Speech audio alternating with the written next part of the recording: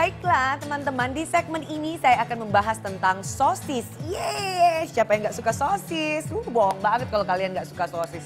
Sekarang tuh mulai dari anak-anak sampai orang dewasa udah pasti demen dan doyan banget dengan yang namanya sosis.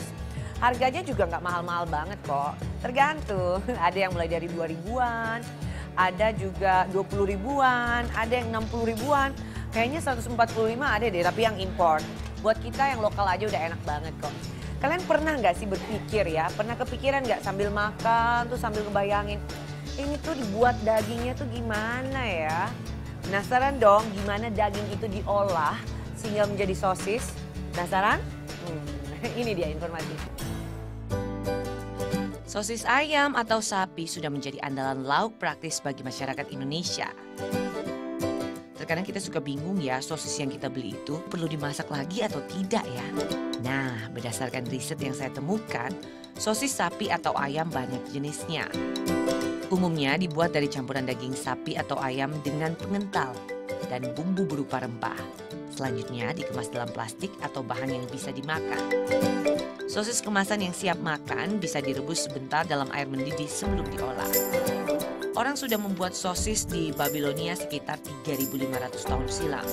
Babilonia terletak di tempat yang kini menjadi Irak. Dapur pembuatan sosis pertama kali terletak di Regensburg yang telah berdiri sejak 870 tahun lalu. Hal ini telah diakui UNESCO. Regensburg terletak 125 km ke arah utara Munich. Tepatnya pada pertemuan 3 sungai, yaitu Danube, Naab, dan Regen. Gimana? Sudah lihat kan cara pembuatan, bagaimana mereka mengolah daging itu menjadi sosis? Saya mau ingetin buat teman-teman di rumah nih, teman-teman Wonder Food tuh harus lebih peduli dengan apa yang kalian konsumsi. Mengkonsumsi sosis dengan terlalu berlebihan itu nggak bagus juga. Kenapa? Karena sosis itu mengandung banyak sekali sodiumnya. Untuk yang memiliki masalah hipertensi atau yang darah tinggi ini nggak baik banget. Jadi harus sedikit dikurangi ya. Harus waspada dengan jumlah yang akan kita konsumsi.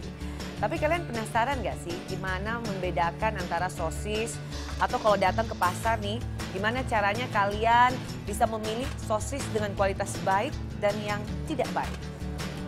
Bisa? Memilih sosis yang baik, biasanya sih belinya langsung ke itunya aja, langsung yang baik ya kelihatannya masih seger gitu. Kalau sosis yang baik itu yang langsung makan itu yang dalam plastik itu kemasan itu yang bagus. Tapi kalau yang jual kayak orang dijualan itu ya itu nggak bagus. Kemasannya tertutup itu yang higienis, warnanya yang nggak keruh gitu. Enggak sih, asal makan aja. Dari kualitas warna ya, mungkin dari warna gitu. Warnanya itu nggak terlalu pucat atau apa ya. Teman-teman Wonder Food, aku pinter-pinter hebat. Semua udah tahu cara memilih sosis yang baik dan benar. Untuk yang belum tahu nih, saya kasih tahu ya. Kalau memilih sosis yang baik itu aromanya, cium aja aromanya. Kalau masih tercium aroma daging yang khas, itu adalah kualitas sosis yang baik.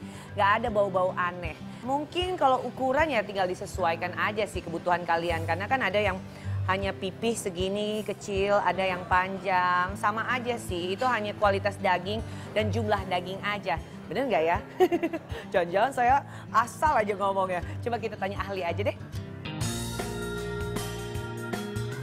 Jadi kalau sosis itu memang bahan dasarnya kan daging. Tapi daging-daging yang dipakai itu biasanya daging-daging yang tinggi lemak. Dan kemudian diolah, kemudian diberikan pengawet dan dibungkus, dikemas gitu ya. Untuk mengetahui sosis yang baik itu kalau bisa memang yang tanpa pengawet. Kadang ada yang jual itu memang ada sosis-sosis buatan rumah yang tanpa pengawet. Itu lebih baik dibanding dengan sosis yang berpengawet ya pastinya.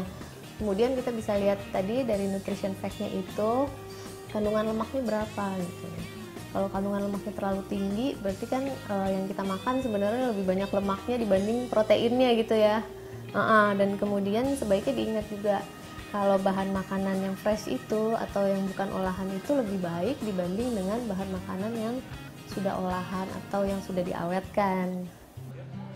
Tuh, nambah lagi informasinya. Ternyata memilih sosis yang baik, kita pertama harus lihat kemasannya dulu. Kalau kemasannya bagus, berarti kualitas daging yang ada di dalam kemasannya tentu juga bagus.